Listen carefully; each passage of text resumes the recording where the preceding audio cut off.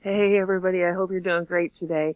This is part 2 of the Welcome to Westworld series. So if you haven't seen the first part, I encourage you, please go back and watch it before you watch this, because it was a building block process, and I don't think that the clips, I just don't think it will have the same impact, the bigger picture impact. And the part 1 podcast is the majority of this presentation. It's 2.5 hours, and then this is just the last hour and a half. That being said, we will pick up right where we left off, talking about the Shaver mysteries. So we were in the middle of an interview from the 1950s with Richard Shaver and his editor/publisher, Ray Palmer. Just for the sake of finding a good breaking point, I'll go ahead and back up 2 or 3 minutes and start at the beginning of the Ray Palmer portion of that 1950s radio interview. So if you did already watch part 1, there will be a little bit of overlap just right here at the beginning. And thank you so much for coming back to watch this episode. Here we go. That's right. So in 1 month, you jumped that amount of circulation. Oh, and when I took it over in 38, it was 50,000. I see. And when in 1945, it was 135,000. Mm-hmm. And in March, when we ran that first issue, it jumped to 185,000 and stayed there for 4 years.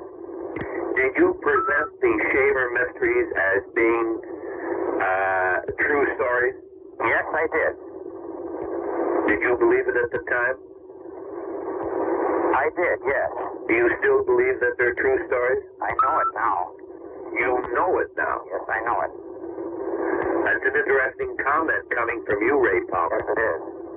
A very interesting that I comment. could not make out of deference to my employers while I was working for them. Mm-hmm. I wonder if you could give us a couple of reasons why you believe so firmly now that the Shaver mysteries are based on the fact, not fiction.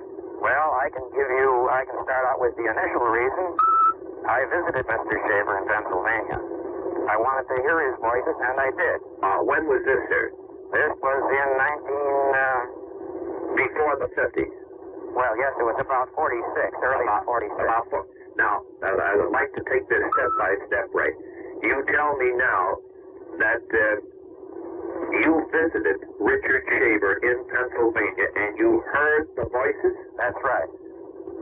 Where did this happen? I don't mean what town, but was this inside or outside Mr. Shaver's home? This was inside his home. What part of his home? It was in a bedroom on the upper floor where I was placed to sleep. You were a guest of Mr. Shaver? That's right. And was Mr. Shaver in the room during the time you heard the voice? He was in the adjoining bedroom and he was fast asleep. Was this during the night or the day hours? It was during the night. It was about 2:30 in the morning. I wonder if you could describe this to us. What actually happened, Ray Palmer? Yes, I can. I went up to this bedroom and got into bed. Now, in order to reach this bedroom, you have to pass through Mr. Shaver's bedroom. There is no way out of that bedroom except through Mr. Shaver's bedroom. Yes. So once in there, I was in for good. Well, Mr. Shaver went to bed immediately, and Mrs. Shaver remained downstairs, I think feeding chickens or doing something. Anyway, cleaning up. We'd been having coffee. And she was down there for around an hour before she came up. Yes. Now, almost immediately after Mr. Shaver went to sleep, I began hearing voices. There were 4 or 5 voices. And they all... Pardon me, Ray Palmer, were they all different voices? They were all different voices. Male or female voices? There were male and female. I see. Continue, there was please. A male voice, a very deep, gruff voice.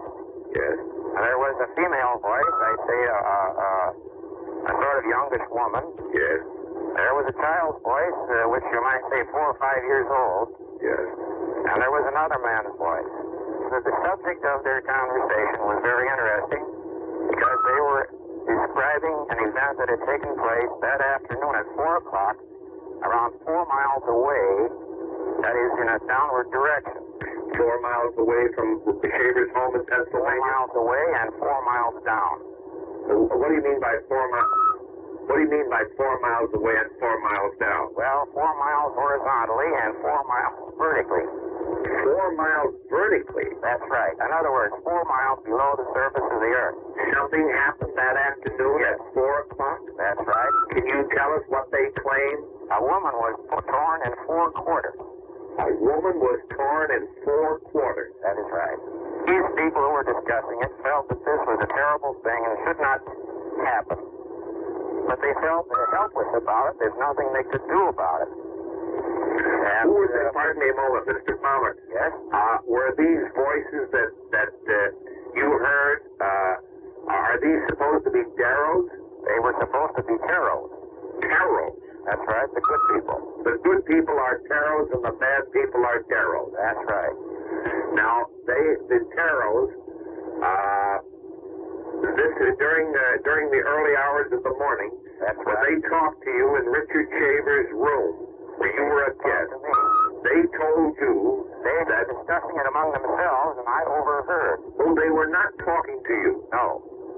Well, where were they at the time that you heard these voices? I had no idea of their location, except that I heard the voices in Mr. Shaver's room. And they did not know that you were listening. Yes, they did, because I interjected myself into the conversation. And what did you say to them? I said, what is this all about? I would like an explanation. And why would they want to explain this to you? Well, they didn't want to. The voice of the child, apparently, the 4-year-old child, said, pay no attention to him, he's a dope. A 4-year-old child made this statement. Well, the voice sounded to be a 4-year-old child. But it's obvious that it must have been an older person. Well, no, I don't think so. But do you think a 4-year-old child would use that language or even know what the word meant in the manner in which it's being used or was being used? I think that this child knew. Do you think that the Teros and the Deros are superior? I'm saying that she was 4 years old. Yes. She might have been 5. She might have been 6. I It see. seemed to me from the tenor of the voice that was very similar to the voice of a 4-year-old child. Well, Mr. Palmer, after you, in other words, now that you had this experience, you heard these voices, they told you something that happened 4 miles away from Shaver's home and 4 miles down. Yes. Have you ever checked this to find out if this did happen? Well, I haven't any facilities for digging that deep, and I didn't know in which direction, of course, but I don't know how you would check it. I asked them if it was true, and they said yes. Well, now, I certainly don't want to discredit Mr. Shaver. I've never had the pleasure of meeting him personally. I've never had the pleasure of meeting you, but we are on the air now, and I'm interviewing you, and I know that our listeners automatically would want me to ask this question, so I'm forced to do it, sir. Yes. Is it possible that Mr. Shaver was perpetrating a hoax on you? I was perfectly aware of the fact that he might be. That is one of the reasons I came.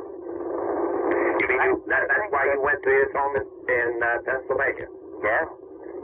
Well, I think that I rather insulted my host by what I did while I was there. Because What did you do, I searched the sir? place thoroughly for hidden microphones and things like that. Mm-hmm. I found absolutely nothing. Now, I considered that Mr. Shaver might have been doing this himself. Except I doubt that one man can imitate 4 voices simultaneously. I doubt that, too. I'm sure it's impossible. Mr. Palmer, you're not familiar with the way we handle these interviews up here, but I'm sitting at a table and I have a group of people sitting around. They all have headsets on and they're listening to both sides of the conversation. In other words, my guests up here are hearing just what our listeners in 27 states are hearing this morning. Yes, Now, I they are. have been Iskowitz with me, Bob Matler and Ellery Lanier. And Ellery would like to be able to talk with you for a few minutes. I'll be very happy to talk with you. All right, just one moment. And Okay, let me break in here really quick, and I want to change over. That was Ray Palmer, the publisher and editor of the magazines. Now I'm going to jump forward about 30 minutes in that interview to Richard Shaver himself. In particular, the interviewer asks him about these missing people and these slaves that he saw, these human mind-controlled slaves that he saw in the underworld. It's interesting because he said that the humans, these slaves, far outnumbered their controllers, the same way it is here on the surface, yet they remained enslaved. Another interesting thing is that this was back in the 1940s and 1950s. And if you've read David Paulides' Missing 411 books or even watched some of his videos, then you know that several of the cases that he has investigated go all the way back to that era and earlier. If you go to either this video here, Hidden Tartarian Empire, talking about Tartarus, the underworld, right? That's who the Tartarian Empire was.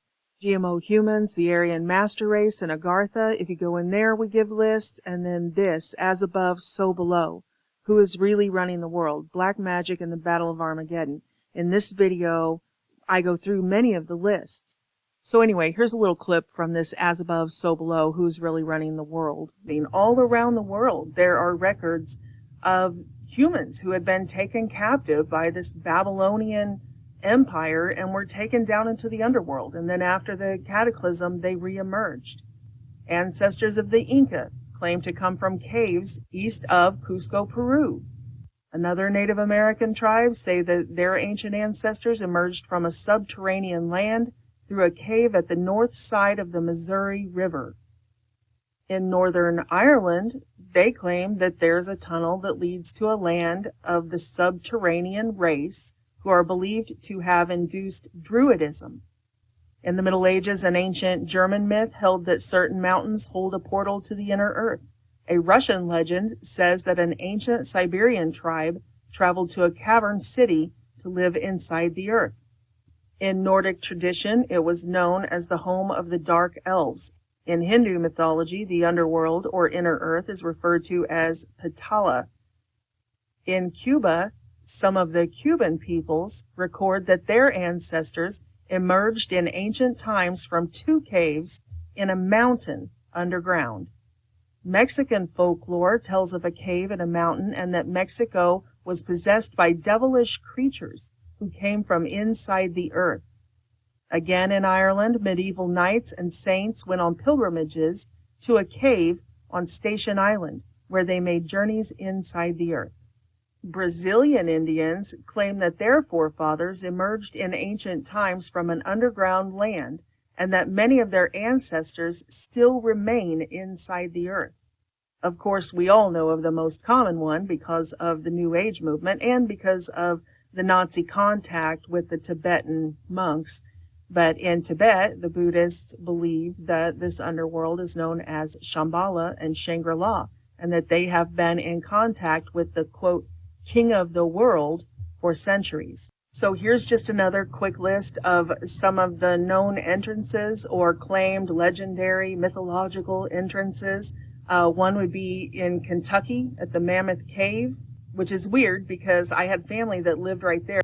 And there was a Bigfoot sighting that made all the news when they lived there just a couple years ago. You can go here. This is 2019. This is Newsweek. Shots fired after alleged Bigfoot encounter in Mammoth Cave. And like I mentioned before, there are several in Brazil and Argentina and Ecuador. And we've talked a lot about that. That's why the Nazis were there. It wasn't a political thing. They didn't have to get on U-boats to go to Antarctica to access this underworld that they were working with. There were entrances in Brazil, right here. Manaus, Brazil, Morano, Santiago in Ecuador, Mato Grosso in Brazil. I have no idea how to say that. Falls at the border of Brazil and Argentina. And then this video right here, the Horton Mine Mystery. That one also talks about them taking humans as slaves into this underworld system. So in recent years, some of these movements have brought great awareness to human trafficking and to the depths of it. People don't want to think about what we are talking about here, that there are entities who traffic in humans, in human slavery, and they have been around for millennia. This has been going on for thousands and thousands of years.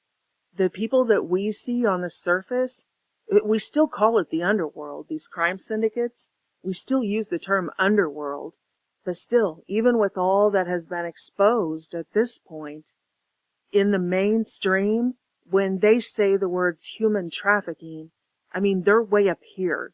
They're at the tip of the iceberg. So anyway, keeping all of that in mind, here's the rest of that Richard Shaver interview. And this segment is actually with Richard Shaver, not his publisher. What about this kidnapping business that I recall? Have they been kidnapping any American citizens recently? Well, I don't have specific knowledge. I only know that there are a lot of us down there as slaves, but I don't know how long they've been there. Do you have any idea about how many people are down there as slaves? No, I wouldn't know that. But you said there are a lot. Well, in every scene you see, the whole background is slaves doing something. Uh-huh. Well, the slaves, then, would they be half of the population down below? More than that. More than that? Is that true? I would say they're about 10 to 1. Really? How do they replenish them? Do they keep kidnapping people all the time? Well, I don't know. I mean, I understand that in the ancient times, slaves would produce children and offspring which the owners would have as future slaves. And is it possible that the Deros are do that sort of thing with American citizens? Well, I think the FBI sends them a few now and then. Would you repeat that, Richard? I didn't quite get that. Did you hear that? I know the audio is hard to make out in places. The interviewer asked him, so how do they keep, if there's that many human slaves under there, how do they keep getting more? Do they breed them and then their children are born into slavery? Or do they just keep abducting more and more people? And Richard Shaver kind of chuckles. He said, well, I think the FBI brings them a few now and then. And the guy's like, what'd you say?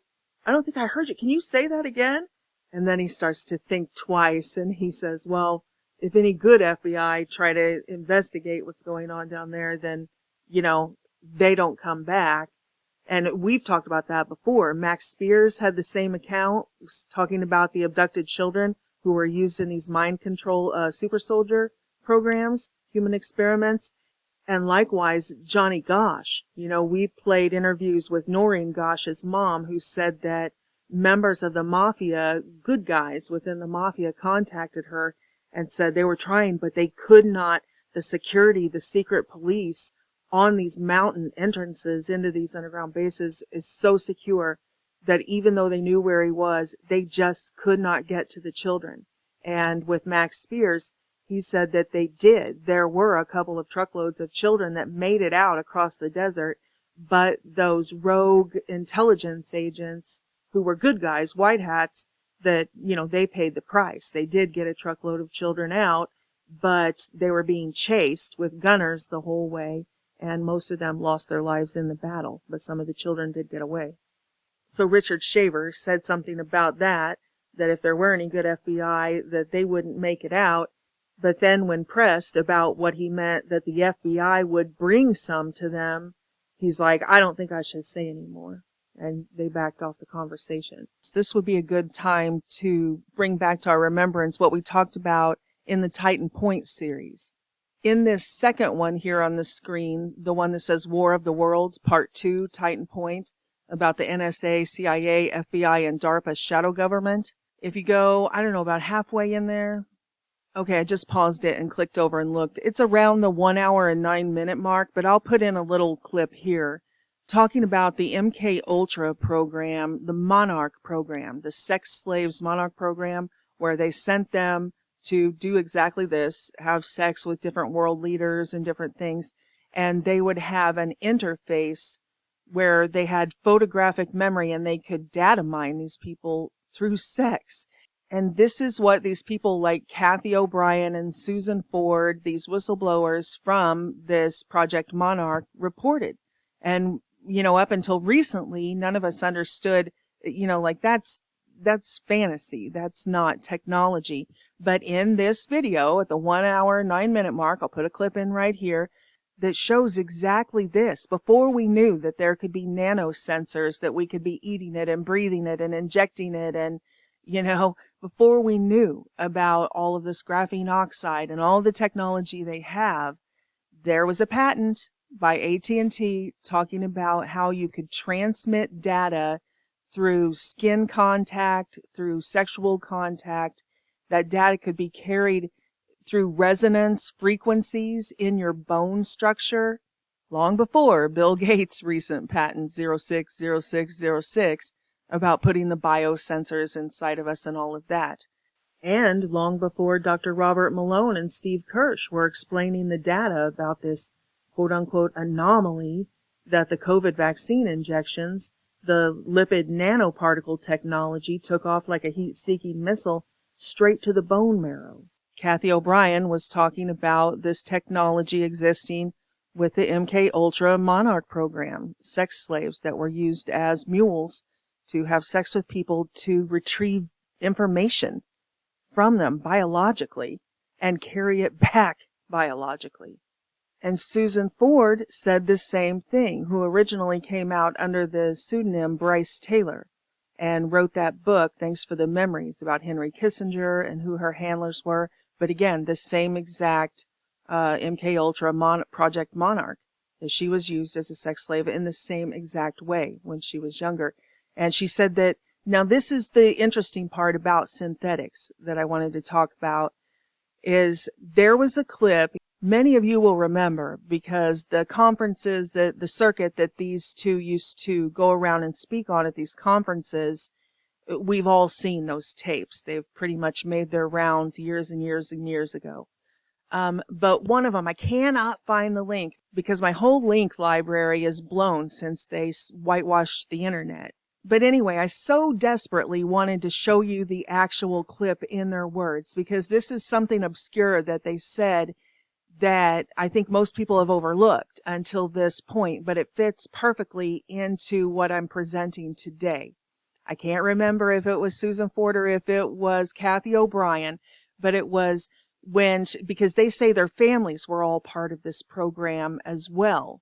The thing she said was that when her and her daughter were taken to this hunting lodge and they were sexually abused, just like we saw in that Westworld clip, that they were brutally sexually abused by the head of the CIA, which was the president at the time, George Bush Sr., and Dick Cheney, that they were there at this hunting lodge at a political gathering, and her daughter were brought in, and Dick Cheney took her and George Bush took the child, and that they were both brutally, brutally sexually abused. Now, here is the part that has stuck out in my mind all of these years, and I never understood why it stuck out so much. He said that when her handler, her, quote, owner, had delivered them there and was talking to Bush and Cheney, he said, "It's amazing, they look so real." Now, of course, today, in the year 2022, your mind would immediately go to all of this stuff that we've heard about organic robotoids and synthetics and cloning and all of the technology that we have now. Now we've seen artificial intelligence, artificial wombs, 3D printing. But back in the 1990s, our phones were still connected to the walls. We were just beginning to hear about this www thing, and, there were a few people, most households didn't have it, but there were always a few people who had that, fax line sound hooked into their phone line in the wall. So coming from that point of view, where we had never seen a smartphone or a cell phone or any wireless technology, and we're just learning that you could even have an internet, that's when she said this. So when I first heard it, I had never heard of organic robotoids or, any of this stuff. But yet the Holy Spirit it just leapt out at me out of all of those hours of her speaking at conferences. That one sentence stuck with me for decades. He said, "They look so real." What could that mean? Why would he say that? We were thinking more along the lines of human trafficking and pedophilia and that type of thing. So it was beyond what I could make sense of to hear that he said, "They look so real." What could that mean? And then all of these years later, that's exactly a scene from Westworld.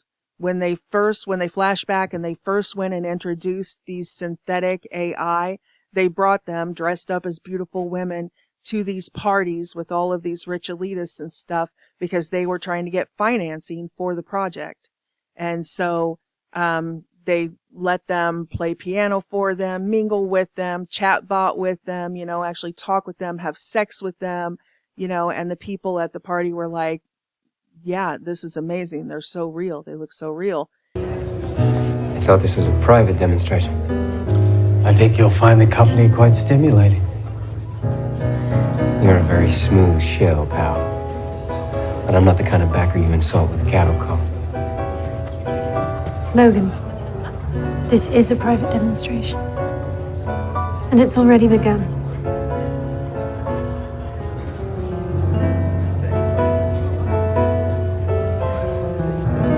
You mean one of these people is... Talk to them. See if you can pick them out. Huh. Well... that is... delicious.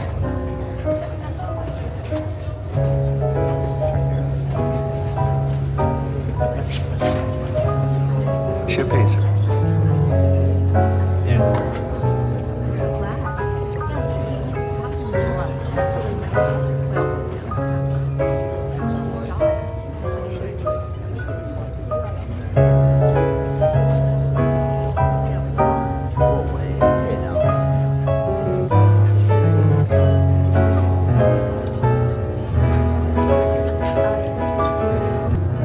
They're also painfully human. Hang on. No.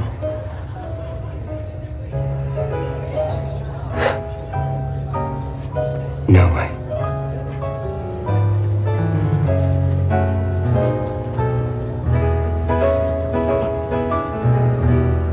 Come on.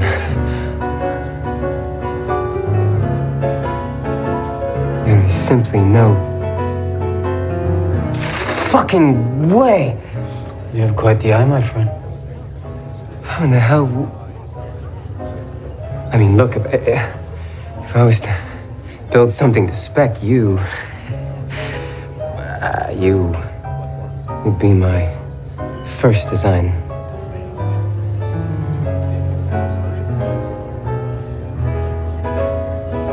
You're too perfect to be one of us. Of course, if you want my full endorsement, you're gonna have to prove it.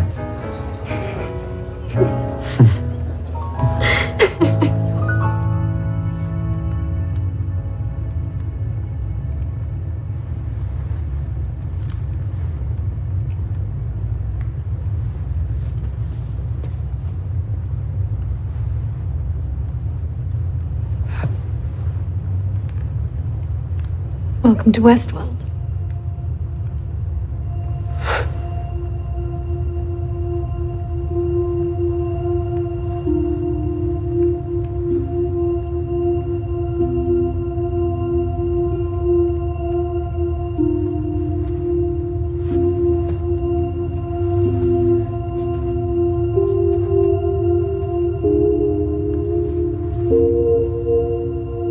Nobody can do this. Nobody's even...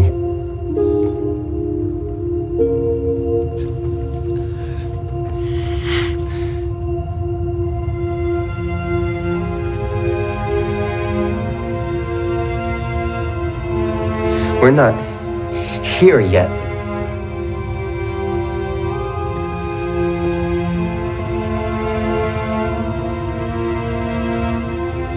Nobody is. We're here, Mr. Dero. All our hosts are here. I'm not saying that these ladies, Kathy O'Brien and Bryce Taylor, Susan Ford, that they're synthetics. I'm not even sure I know what the definition of synthetic is. When you listen to Donald Marshall, he starts back talking about the first version of synthetics and how they had all of these quirks and errors and they malfunctioned and they didn't live long. And we can go all the way back to the Nazi Lebensborn breeding programs, to where they were just doing it through straight out sex. They were just breeding, and then they studied twinning. They took all those twins into the concentration camps, and twinning is cloning. They were trying to figure out cloning technology. And now, of course, we know cloning is old hat. They're doing human cloning underground, even though they say it's illegal here on the surface. So I don't really know what the definition of synthetic would be. And there's a lot of philosophical and theological debate about whether clones have souls. I'm not saying that Kathy O'Brien or Susan Ford are not real people. I don't know. I just wanted to toss that out there because that is what they said. That is their testimony. So that being said, I'm going to play that clip about the AT&T patent describing how Project Monarch could actually work. Many different transhumanism patents had already been filed years before the COVID pandemic was ever heard of, for governments, banks, and corporations to hook their humans and animals up directly to the Internet of Things through the upcoming 5G and 6G smart grids and smart cities in order to track, monitor, and control all resources on the planet.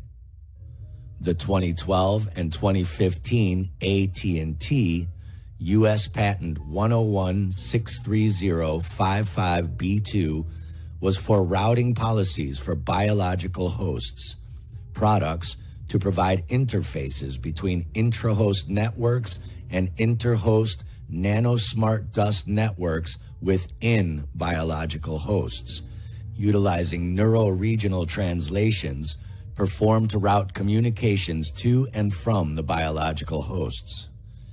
AT&T U.S. Patent 201-301-42363 was for devices and methods for transferring data through a human body using short-range 5G millimeter wave communications through Bluetooth and other devices by transferring data signals through the bones and skin of a human user by placing a piezoelectric transducer microphone on or inside the body that could even occur through two human bodies making physical contact. Okay, so in the Westworld series, we know that they did get the funding to build this world right here on the screen, this amusement park that they populated with synthetics. But what do you think about the real world? Do you think that DARPA got the funding, the CIA, the NSA, you think they got the funding for Project Monarch? I don't know. What do you guys think? Do you think that what these ladies were talking about could be related to what we're talking about here? That they were having a quote-unquote private showing, just like the clip from the series said, that they were being shown to Bush and Cheney to get the DARPA funding from the military-industrial complex. So this picture on the screen is from the Westworld intro, right? They play it every time, like with the opening credits. So I just wanted you to notice the similarity of this picture to the many pictures and graphics that the Flat Earth researchers use to explain this closed system. And I know there's a lot of controversy about this, and I'm not asking anybody here to make a decision about the shape of the Earth, but I am asking you to recognize the theme that we have been presenting for many years. As Shakespeare says, all the world's a stage, that there is a closed system, there is a matrix, and whether you think that this closed system is a sphere or a plane or it's a giant piece of matter that is something else, and we are just enslaved in a small part of it, like a plantation. There's a lot of, we can wax philosophical all night. That's not my point. I just wanted to point out the similarities between what they are showing us in the predictive programming and things that people are uncovering about our reality. Another eerie similarity would be what people are talking about with the mud floods.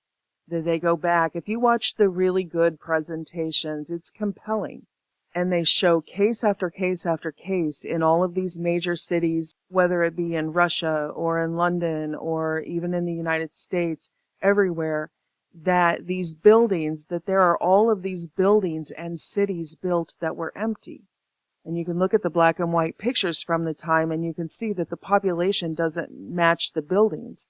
It's almost like China building their ghost cities. Like, here's a couple pictures from China's ghost cities. That they built all of the infrastructure. They build the city before they populate it with anybody. That's the vibe I get when I look back at these pictures. And they're taken almost professionally, like from way up on a hill or something, as if they were showing off the architecture, just exactly like this, before there are any humans in the pictures. In contrast, at the same time, everywhere else that there were populations of humans that were building communities, their towns looked like this. Not big, ornate, palatial, extravagant with cathodes on top and everything. They were very utilitarian. Also, there were people living in the towns, the people who built the community, and you can see them all around milling about the towns. They weren't like, hey, we're going to get up on a hill and take a picture of your town so everyone is on house arrest. Go inside. We don't want any humans in the picture. But again, back to China's ghost cities, that is the type of photography that you see when they build an entire city and it is not inhabited yet. So good eye. Nice catch, you guys, in the mud flood research community, because this is the type of thing that they saw in the pictures. And, we've looked back at those pictures and never thought a thing about it for our whole lives. And I'm not saying that they built those cities the way China built the ghost cities and then populated them. And I'm not saying that they built those cities like Westworld did, where Hollywood builds a set, a pretend city, and then all the actors come in. What the mud flood community is saying, and I believe as well, is that large portions of this architecture was pre-existing. And then there was a cataclysm that left the areas evacuated and covered in mud and all sorts of things. And then people came in later and excavated it and cleaned it up and re-inhabited it, which is exactly what we hear throughout all of world history. Like with the Native Americans, like I talked about with the Cahokia Mounds. They say, we didn't build these. The revisionist history, the textbook publishing houses that have all been bought up by these elitists, they keep telling us that these were built by the Native Americans, but they were not. The Native Americans themselves say no, these were before the cataclysm. From the old world, the last earth age. They were built by Nephilim, they were built by giants, they were built by, these other people, these other races, these things, and we just inhabited them. So most people would say, why would they cover that up? Why so much revisionist history? So what if there was a flood or something? Why would they go through so much trouble to hide that from us? And the answer is, because these cataclysms come in cycles, and it's coming. That's what we keep preaching. The end of the age is coming. It's not a religious thing. This is a real thing that is coming. We are living at the end of the age. They know it. We're the only ones who don't know it. They have the archives. They have all of the ancient records. They know it. That's what they are preparing for. We are the ones who are kept in the dark. We're the ones that they're going to let just be destroyed on the surface. They're trying now to depopulate us down to the level that it will be manageable. In their agenda, their Phoenix agenda, they only have 2 classes of the slave race. those who are going with them as their slaves, their mind control slaves through this transhumanist movement, and those of us who are slated for the genocide. That's all there is to them, because they know what's coming. We're the only ones who don't. I mean, we do, but that's only because Jesus Christ, his Holy Spirit, told us himself. It's not because they told us. And if you don't know what I'm talking about, I did a few videos many years ago, but when they terminated my YouTube channels, I uploaded them over here on Bitchute and on Rumble. So right here's one: declassified CIA documents, 3 Days of Darkness, the quote Passover, and Planet X Nibiru. And this talks about Chan Thomas, the writings of Chan Thomas, and how the CIA confiscated. We're just talking about an author. They confiscated his book and made it classified information. And that's because he was talking about this cycle that comes, these cataclysms that come in cycles. And so why would the CIA do that? Obviously, they were covering it up. This is real. And here's another one I put up even earlier than that, called Two Moons, Noah's Flood, the Black Sun, Planet X, and this is not Earth's first Great Reset. There's a reason why they call it the Great Reset. They know that this culture is going to be wiped out and set back to the Stone Age. So they are hoping to preserve their technology and information and all of that in these underground bases, while this cataclysm causes so much destruction on the surface. In fact, Greg Reese just did a short video on this, and you know, his work is always so well produced, and he's able to say it in like 5 minutes or 7 minutes. One of the oldest stories on Earth is that this place is victim to a recurrent cataclysmic event, akin to a reset button that can send advanced civilizations back to the Stone Age in a geological instant. The Great Flood and Sodom and Gomorrah of the Bible, the three cataclysms of the Vishnu Purana, the sinking of Atlantis and Lemuria. The history of the world is rich with stories of cataclysms. The Five Sons of the Aztec teaches that the present world was preceded by 4 other cycles of creation and destruction. According to official records from commander of Project Nanook, Major Maynard White, the U.S. government discovered in the late 1940s that the Earth undergoes major magnetic flips about every 10,000 to 12,000 years, which causes the surface of the Earth to catastrophically shift in the space of 1 day. This information was officially kept from the public. The mysterious Great Pyramid of Giza was built with dimensions that memorialize the golden ratio, pi, and the speed of light, and along with the Sphinx forms a working clock of the Great Year. The Great Year is the astronomical cycle of the equinoxes around the ecliptic, a cycle that repeats just about every 26,000 years, leading many to speculate that the cataclysm is a somewhat fixed event in this cycle of time. Many researchers believe that the Great Pyramid, along with several other ancient structures that memorialize the Great Year, were built to warn us about the recurrent cataclysm.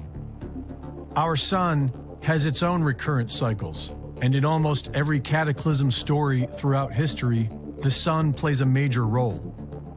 And so the big question is, when will that be? Douglas Vogt has been studying this subject for decades and predicts that a recurrent nova will next occur in 2046. He arrived at this date based on sun cycles, as well as biblical coding. The Mayan long count calendar began in 3113 BC and was marked by days, not years. 1,872,000 days. Nearly all sources brought the Mayan calendar to an end in 2012 by dividing the number of days by 365.24 days in the year. But Jason Brashears of Archaics.com points out the fact that prior to 713 BC, there were 360 days in the year. In 713 BC, all the civilizations of the world changed their calendars to add 5 days. In Persia, these extra 5 days became known as the bad luck days. in ancient Mexico, the useless days, and for the ancient Maya, the unlucky days. When we adjust accordingly, we have 864,000 days before the calendar change and 1,008,000 days after, which brings the Mayan calendar to an end in 2046.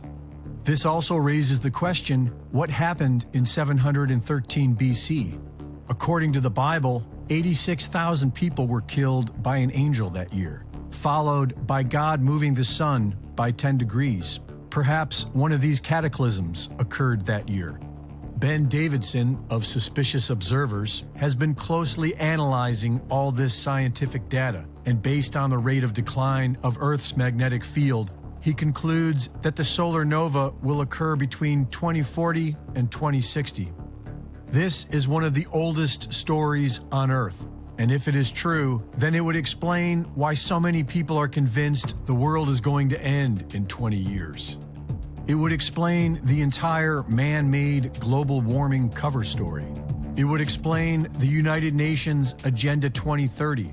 It would explain why Ray Kurzweil estimated the transhumanist singularity for 2045. And it would explain the entire outrageous, desperate transhumanist goals of the World Economic Forum. For if this is true, it would mean they are attempting to achieve the impossible, maintaining their power throughout the Earth's Great Reset. It's this idea of the phoenix, that after every cataclysm, when they are driven underground, that they come back and they rebuild and they take back over. This phoenix program, the Bible actually talks about in the book of Isaiah, and our Congress actually quoted the words of the enemies of God from the Bible after 9/11, saying, oh yeah, judgment is coming to us. No, we will rebuild. You can try to destroy us, but we will come back again. That whole Phoenix rebuilding ideology. So here's a clip I will show you from all the way back then of Congress giving this speech, and it's so cleverly disguised as something good. Oh, we're going to use the words of the Lord. But after this couple minutes from this cleverly disguised, giving God the middle finger speech, I will show you the verse in context and what it clearly means. They're saying, no, God, you can't judge us. You can't destroy us. You can bring your cataclysms. You can bring your judgment upon us, but we'll just rebuild our world order, our world empire. But there is a passage in the Bible from Isaiah that I think speaks to all of us at times like this. The bricks have fallen down, but we will rebuild with dressed stone. The fig trees have been felled, but we will replace them with cedars. That is what we will do. We will rebuild. The bricks have fallen, but we will build with dressed stones. The sycamores have been cut down, but we will put cedars in their place. This is taken from Isaiah, 9th chapter, the 10th verse. Sounds great, right? Oh, they're so holy. Our leaders, they just love God so much. For people who haven't read the Bible, they don't understand that they were flipping God the bird. Because that verse, 9:11, Isaiah 9:10 and 9:11, clearly says that this is the exact quote from the pride and arrogance of the enemies of God. And you can't excuse their speechwriters because you don't even have to read the whole Bible to get the context of it. You don't even have to read the whole chapter. It's right here in the same verse. With pride and arrogance of heart, they will say, the bricks have fallen, but we will rebuild with finished stone. The sycamores have been felled, but we will replace them with cedars. With pride and arrogance. So, it's right there in the same verse. They just deleted that line. With pride and arrogance, the enemies of God will say, you may have judged us, but we will rebuild. We build back better. To build back better or whatever. To reset the clock and build back better than before. To build back better. As we try to build back better. Build back better. Building back better. To build back better. We're going to build it back better. And build it back better. Build back better. And start to build back in a positive way. Build back better. It's about building this country back better. It is called the Great Reset. And reset the ways in which we live. Great opportunity for reset. Build back better.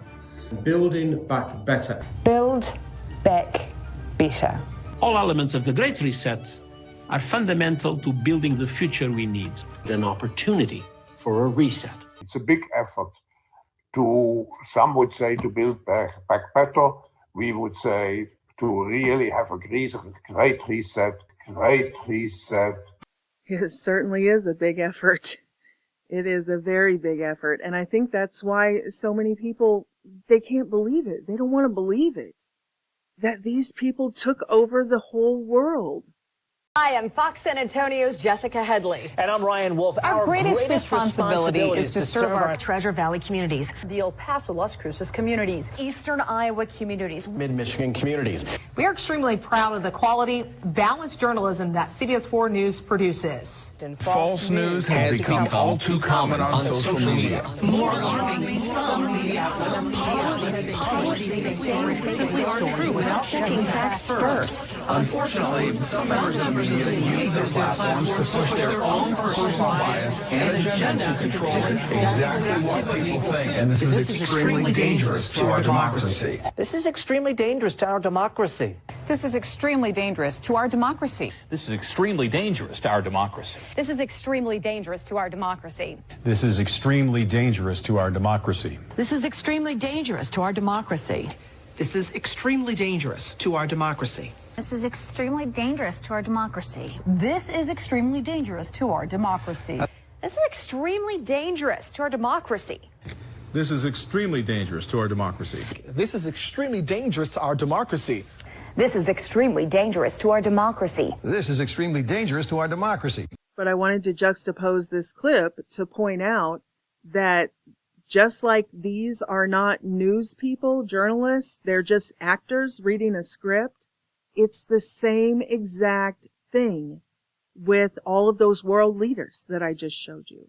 Every single one of them, they're just actors. Everyone can look at Joe Biden and say he's obviously a puppet. That thing is not running, he's not, these decisions are clearly not coming from him. But they're all puppets. Just because some of them are more articulate or more mentally witty or quicker or whatever, that doesn't mean they're not puppets. They're all actors. Exactly like all of these actors on the screen pretending to be newscasters, but just reading the script. Those politicians were all just reading the script. It's funny because Greta Thunberg, she's a kid. She's like, build back better or whatever. As she's reading the script, you can see her literally physically reading the script while she's doing it. But they're actors. They're all puppets, not just Joe Biden. They are all puppets. And truly, like Klaus Schwab says, it's a daunting task. It's a big job to take over the whole world. But they did it. And when I say they, I'm not talking about any of the people that we just saw on the screen. The entities who are really running the world are running it from the underworld. And I know that's hard to believe, but they're about to go back under, and we're going to be out here to fend for ourselves. So if you think that we're going to make Babylon great again, these governments on the surface, they're not going to survive earthquakes and tsunamis and all of these cataclysms that are coming. And they know that as they speak in their double entendres and their tongue-in-cheek code. They're not worried about what's going on the surface. They're not going to be here. Their only concern is the phoenix rising back from the ashes. And they're ready. They have been stockpiling everything they need underground for decades and decades and decades. They have stores and hospitals and everything, all of the ammunition, all of the, where do you think the food supply is going? And I'm going to play you a really freaky story here in a minute, an encounter with these hooded reptilians and them using our human train system to load supplies. It is such a weird cryptid encounter, but it ties into what we're talking about here. The human, quote, kings of the earth, and these underworld entities. Yes, they're burning down our supply chain and they're killing large numbers of animals because they have swine flu or avian flu or whatever they need to do for the cover stories, just like global warming. Yes, these cataclysms are coming. We're going to start seeing these changes. So they've already created the cover story for it. Just like they're using the war and the food shortages and burning down a few plants here and there as the cover story for them stealing all of our food. They have world seed vaults where they have stored underground seeds for every type of plant. They even have human seed. They have enormous DNA databases. From 23andMe, you know, the co-founder of 23andMe is the sister of YouTube CEO, Susan, I don't know, how do you pronounce her name? Wojcicki, Witchy Jicker, Witchy Kicker, Witchy Woman. Anyway, Susan's sister, Anne, is the CEO of 23andMe, who has been collecting the world's DNA samples. And everybody just gave it willingly, but those who didn't, most of them still gave it up through their mandatory nasal swabs, their, quote, COVID tests that you had to have to do anything. And this part of the Phoenix program joins the two puzzle pieces of all these celebrity clones or these celebrity doppelgangers, where you will see the ruling class, you know, pictures of people who look exactly like them way back in history, and then here they are again. So this is why, the DNA banks that they keep.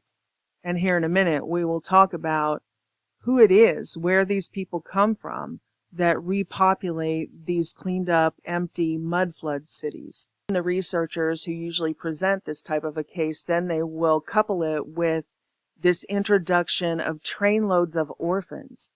Supposedly there was this horrible time where there were all of these orphans, and they were similar to them flying the immigrants all over the U.S. and placing them in cities, that out of nowhere these trainloads of young children would be shipped into all of these cities and these orphanages that were run largely by the Vatican. And I'm not talking about just a few. I mean, look at some of these on the screen. It was a movement, the orphan trains. There's another picture. At that time, there seemed to be an endless supply of parentless children coming from somewhere. And like here, with all of them sitting at these tables. Honestly, is it not reminiscent of the Nazi Lebensborn program, the breeding program, where they were producing all of these children? And they were open about it. They were breeding a master race. They were creating a ruling class, a master race. Their writings were also open about the fact that this master race idea came from, like we talked about, the Tibetan monks, this underground king of the world. The Nazis were going into the cave systems and meeting with these, which we would call the Nordics, these blonde-haired, blue-eyed aliens, these superhumans. Well, that's who was giving them the idea for this ruling class master race they were creating. So that's what the mud flood community has been talking about. Not necessarily what I'm talking about here with the underworld and the Nazi master race, but with the orphan trains.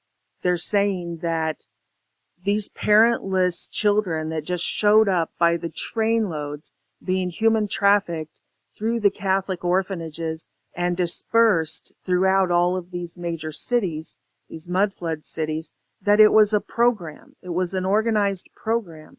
So that reminds me of Westworld, because they built the surface town. They built all of the buildings to make it this Westworld. And once they had all of the buildings done, then they populated it from their underground base with these synthetics that they were making in these underground labs. And also with rich, elitist, ruling class type people that were brought in by trains from outside of the closed system. And along the lines of David Jacobs' work about, are they among us? What percentage could be synthetic? Is it really a mystery or an anomaly that we constantly hear these rumors of people being replaced? And we see their doppelgangers or their replacements, and to us, we're like, that's a double. That's not them. I know what they look like. Or we see somebody like Biden stand up and give a speech and go like 11 minutes without blinking. We see all of these anomalies. So can this be accounted for? So as always, I try to reserve judgment. I don't know. I don't have all the answers, but I surely enjoy talking about deep and profound subjects. I like mind-bending topics. I like to really ponder and think about things and get way out on the pioneering edge of science. And, I think this is an interesting topic, that all of these things, these anomalies in our world, are an exact match for this backstory, this origin story of Westworld. And still to this day, a lot of our ruling class are adopted. They make themselves out to be, virtue signaling, look at us, we adopt. But it's eerie that so many of them are adopted themselves, or they adopt lots of other children and bring them into the ruling class. Like Bill Clinton, he's actually William Jefferson Blythe. He's adopted. Who are these people? Where did they come from? And why do all of these children, even in modern times, children of these elitists, why do their children look exactly like clones of the royal families? Like there's Chelsea Clinton, and then there to the right in the black and white is a picture of Queen Elizabeth when she was young.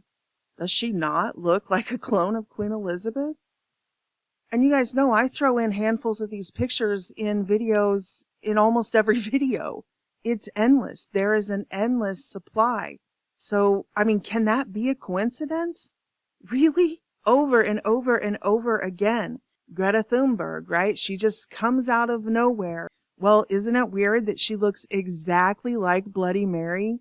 Mary Tudor, the Queen of England. Is it just a coincidence that this child gets catapulted into the limelight and becomes a world leader? Here she is talking at Davos and stuff, and she just happens to look exactly like Bloody Mary. Probably also just a coincidence that they nicknamed her Bloody Mary because she was anti-Christ.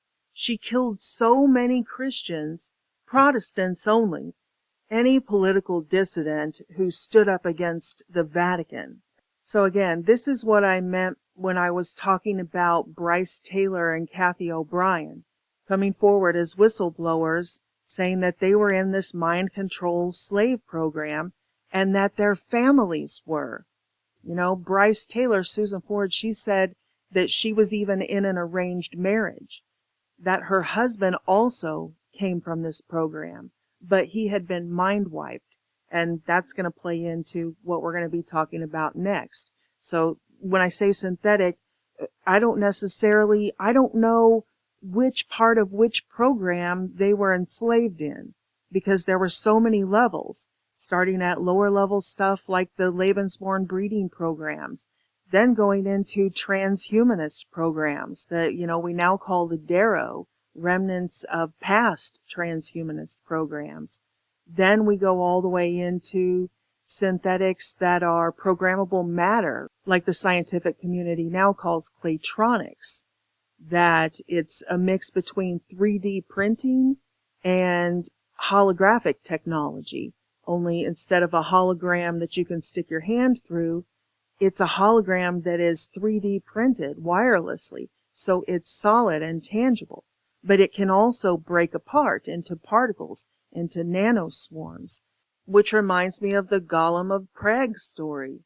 That golem, that creature that was created, this artificial being that was humanoid in form. And the story has changed so many times that, in fact, it's really hard to get to the original story now. Again, the internet has been completely scrubbed and replaced by all the fairy tale versions.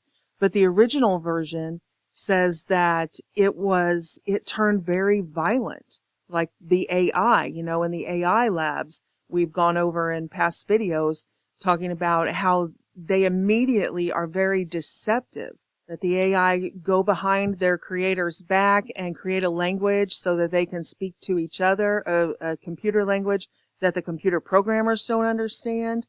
And in other tests in the AI lab, when pitted against each other and left to their own accord, they immediately began cheating and deceiving each other as a means of gameplay, turning off their own beacons, reprogramming the game itself and removing walls where they shouldn't have been able to go out of the maze, things like that.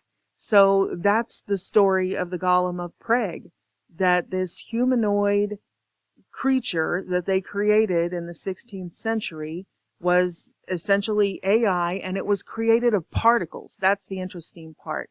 The original version says that when he dismantled it, when he removed the control mechanism, that it just fell to the floor, disintegrated as dust into particles.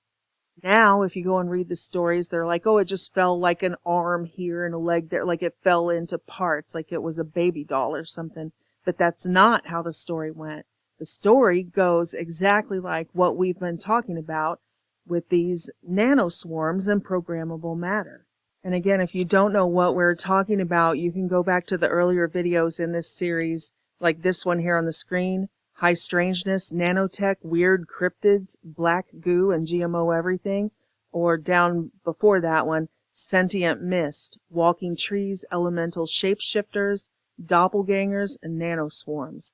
So there, you can learn about, it's basically what the Golem of Prague story said, that it fell to dust. It disintegrated when the control mechanism was taken off of it.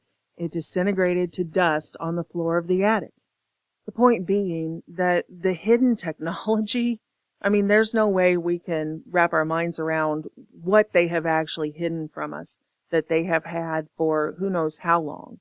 But jumping back to Westworld, they have shown us the 3D printing, that's how they made the synthetics in Westworld, was through 3D printing. And we've seen already them disclosing some of that technology to us in TED Talks, where they're 3D printing with living cells, not with plastics or polymers, but with living cells. The split personality of every designer and architect, operating today between the chisel and the gene, between machine and organism, between assembly and growth. As designers, we must today bring into account not only the digital, but also the biological. So from nature-inspired design to a design-inspired nature. We live in a very special time in history, a rare time. A time when the confluence of 4 fields is giving designers access to tools we've never had access to before. These fields are computational design, allowing us to design complex forms with simple code. Additive manufacturing, letting us produce parts by adding material rather than carving it out. Materials engineering, which lets us design behavior of materials in high resolution. And synthetic biology, enabling us to design new biological functionality by editing DNA. In our next project, we explore the possibility of creating a cape and skirt like a second skin that are made of a single part.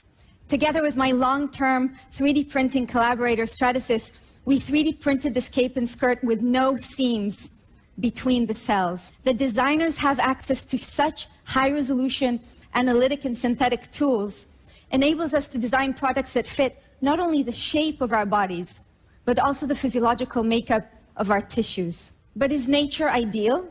What would design be like if objects were made of a single part? Would we return to a better stage of creation? We embedded bacteria that were genetically engineered to rapidly capture carbon from the atmosphere and convert it into sugar. For the first time, we were able to generate structures that would seamlessly transition from beam to mesh, and if scaled even larger, to windows. To do that, we needed to contain bacteria and be able to control their flow. So like the periodic table, we came up with our own table of the elements. New life forms that were computationally grown, additively manufactured, and biologically augmented. In our first piece of clothing, we combined 2 microorganisms. Now, these 2 microorganisms never interact in nature. In fact, they never met each other. They've been here engineered for the first time to have a relationship inside a piece of clothing.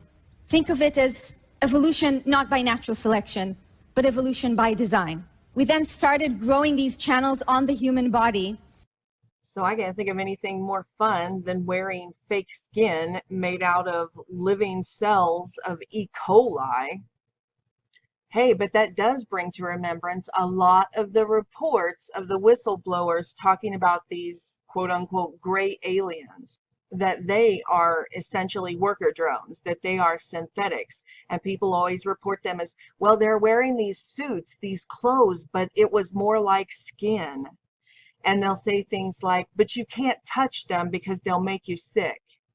And a lot of that seems to make sense now that we understand that they're bioengineering these synthetics, and not just skin, other organs too. In other presentations, she goes around on the circuit presenting this technology. She talks about creating organs. In this particular case, this system is inspired by the gastrointestinal tract to design a kind of artificial digestive system for the human body.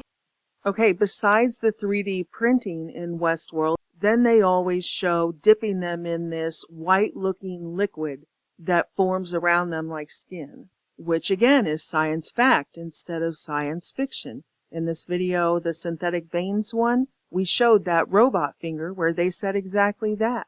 And this robot skin actually has tactile sensing abilities, biomimetic, elastomeric. Robot skin has tactile sensing abilities. It actually has electrodes that detect pressure and current and temperature and all of that so that it mimics the human sense of touch that we really have in our skin.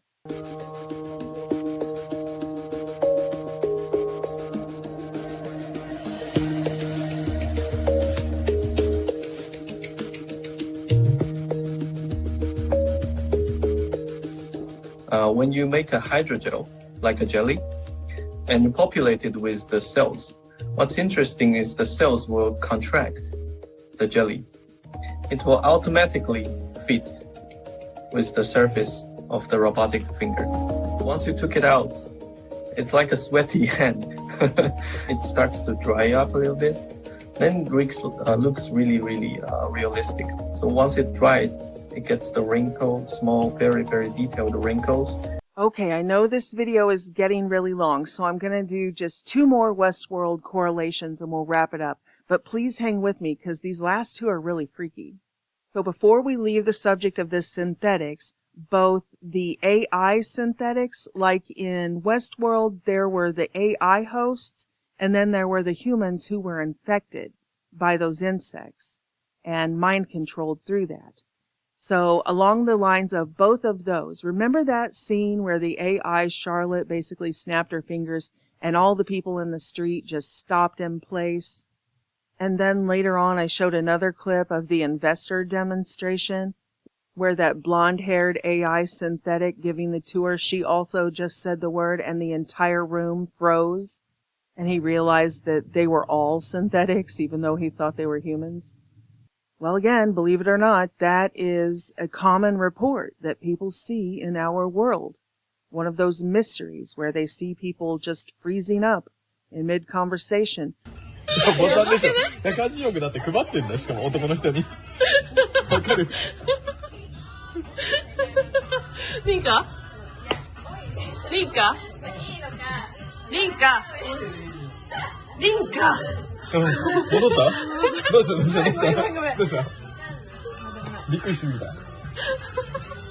Электрошоком, наверное, такой.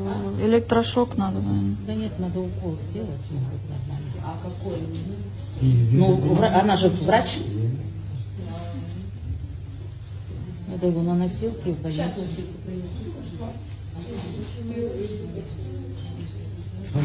Просто он шел и спросили у девушки показания, что бедный. С 9 часов он стоит. Уже плохо ему. Давление у него нормальное? Давление нормально. А укол почему не сделают? А? Какой? Давление нормально. Нормально?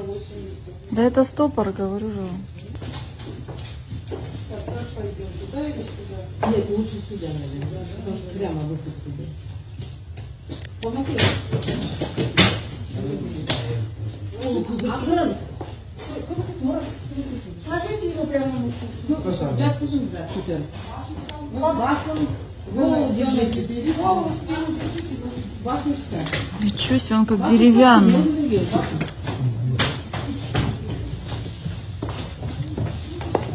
Пакет для себя.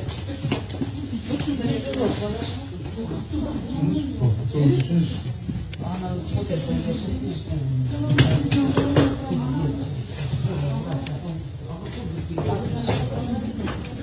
Yes, like they say in Catholic school, leave room for the Holy Ghost. Anyway, there is a lot of memories today, actually. It's a big day in music history. 35 years ago today, Elvis Presley passed away, the king of rock and roll. And as Mark Cohn says in his great song, Walking in Memphis, there's a pretty little thing waiting for the king down in the jungle. In his great song, Walking in Memphis, there's a pretty little thing waiting for the king down in the jungle. Now, I know a lot of people have circulated those clips trying to say that they happened after the injections rolled out and stuff, but I know that at least one of those was already circulating before the injections rolled out. So like a year or more before I had seen it. So I'm not trying to tie them to the injections, but you guys know, if you've watched any of my research, I think this program has been going on for a long, long time. In fact, we were born into it. So the question is, like David Jacobs, PhD, says in his book, Walking Among Us, could these synthetics really be walking among us already? Or could this Westworld program of biohacking the human brain already have taken place in many people?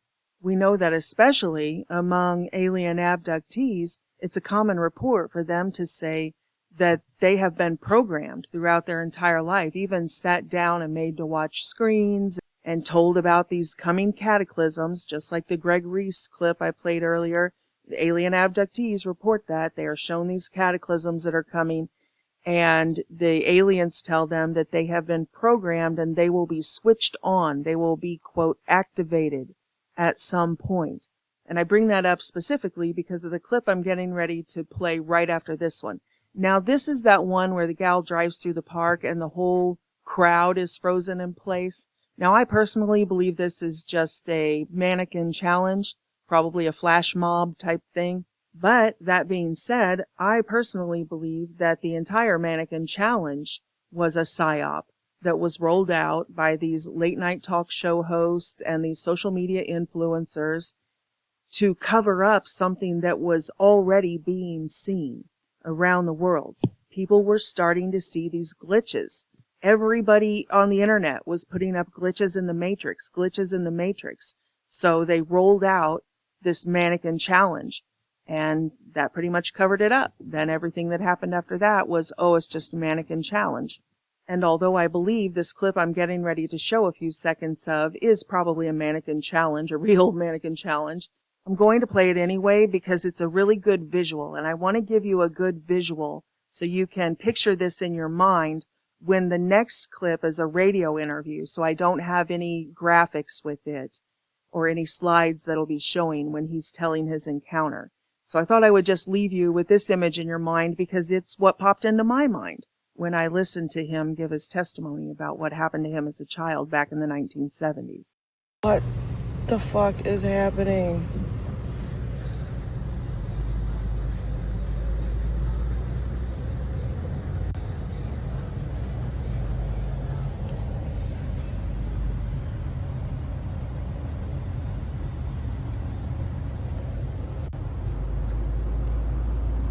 Gotta go.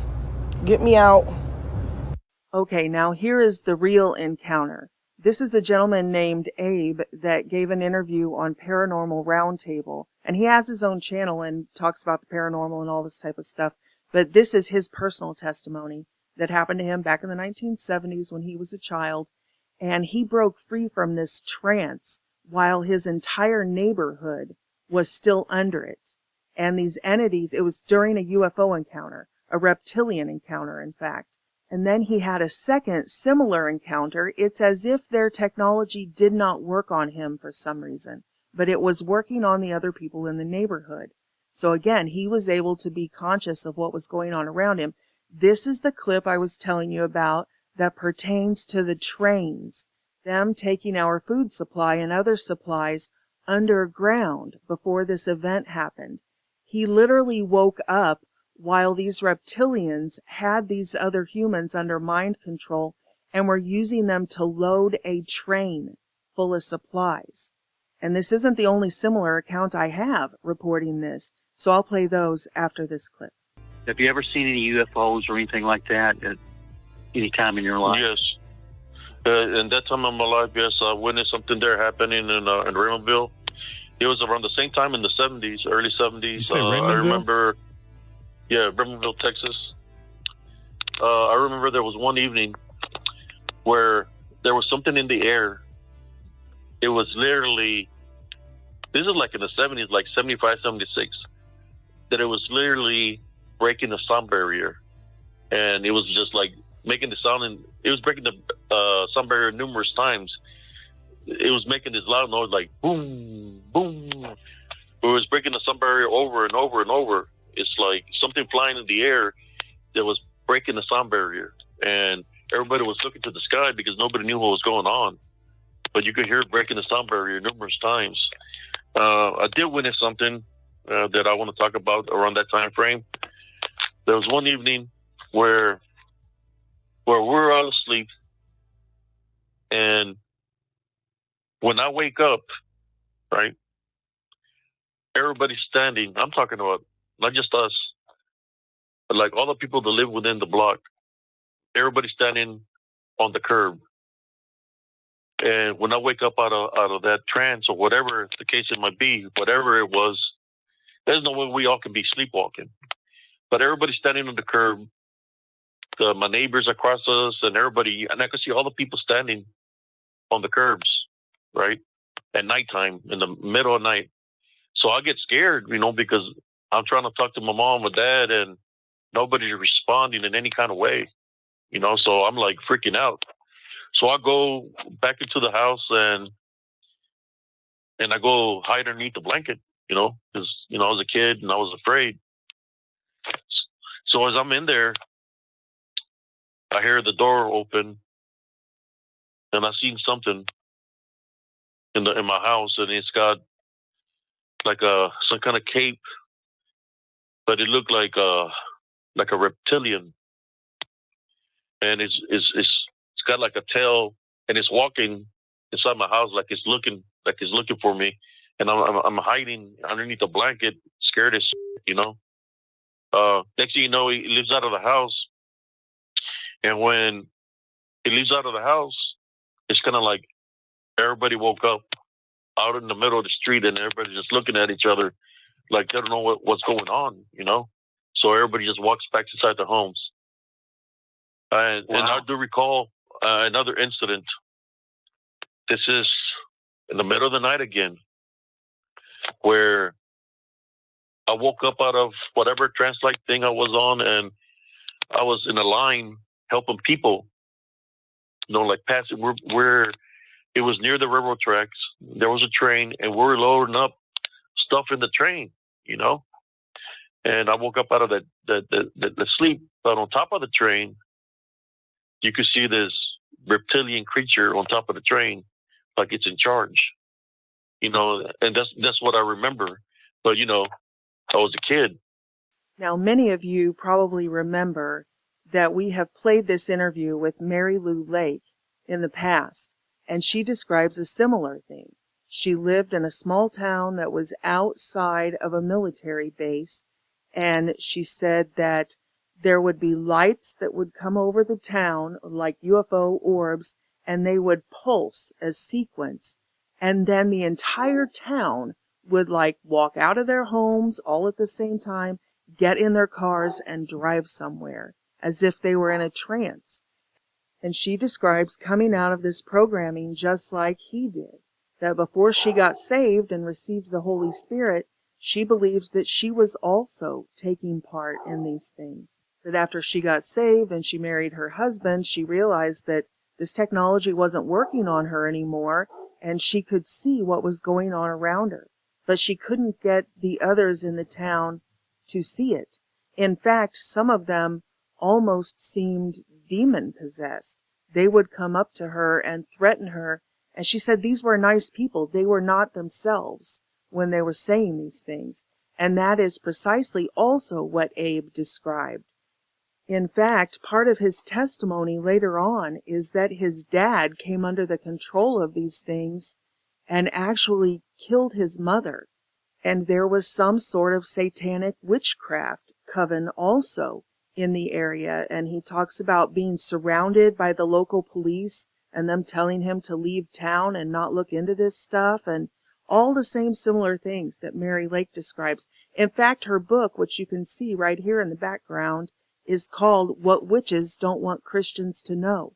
And I think it's more than a coincidence when, just like earlier, we talked about these mass shooters, that they report being under this mind control technology.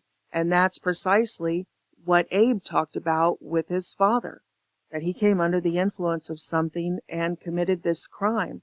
And just like he said, when the entire neighborhood was under this trance, he was trying to get his mother and father's attention, and they were both under the trance. So he goes on to talk about his grandmother having these witchcraft satanic connections and all of these experiences that the family had because of that.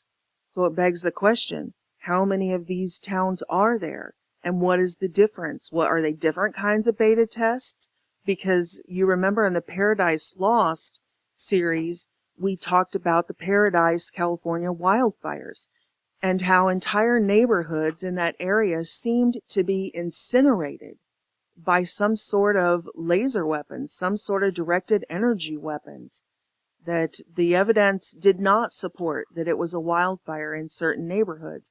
And the reason why that was doubly compelling is because I put in there the David Wilcock clip that he had said years before the Paradise, California wildfires, that there was a town, a small town that his intelligence sources had told him about, where they had hybrids living in an entire community, and they had their own dentists, their own doctors, their own people stationed in that community where these creations from the underworld were living, so that because they did have small changes that could be detected by regular doctors and dentists.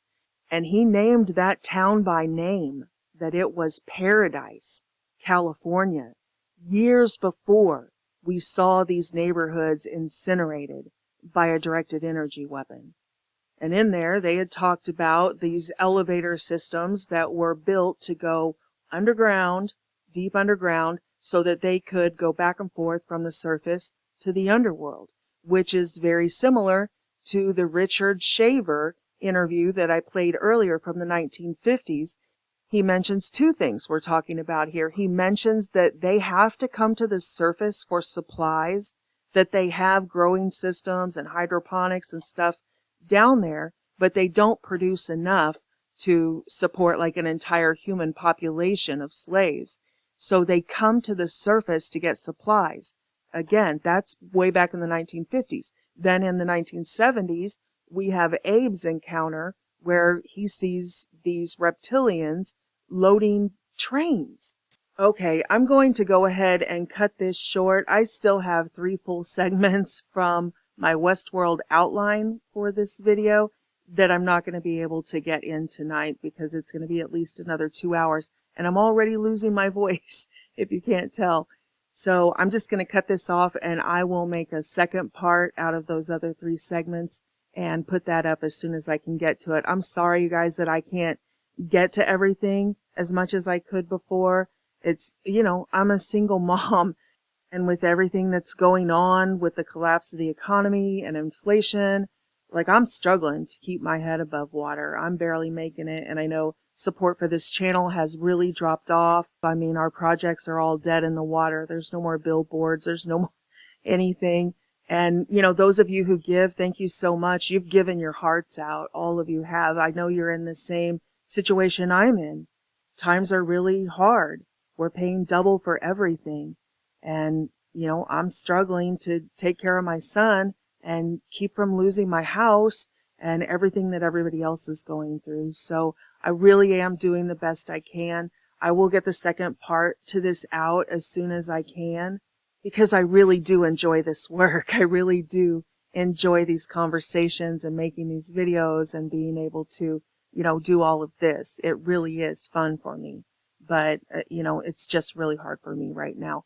I do want all of you to know that although I haven't had time to, you know, be in the comment sections or looking in my email inboxes and all of that stuff, that I am keeping you all in my prayers.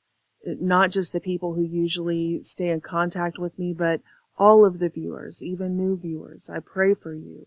I love you all so much. I hope this isn't the end of our journey together. And I pray that God is blessing you and protecting you, you and your families, through what is unfolding in our lifetime. But I'm going to cut this short. Before tonight, I think that we covered quite a bit of ground. We talked about a lot of topics and how it all weaves together, and it's some wild, wild stuff. I hope you guys found it interesting, whether you agree with me or not. You know, it's still fun to kick around these ideas. So, I don't know. What do you guys think? We're not here yet. Welcome to Westworld.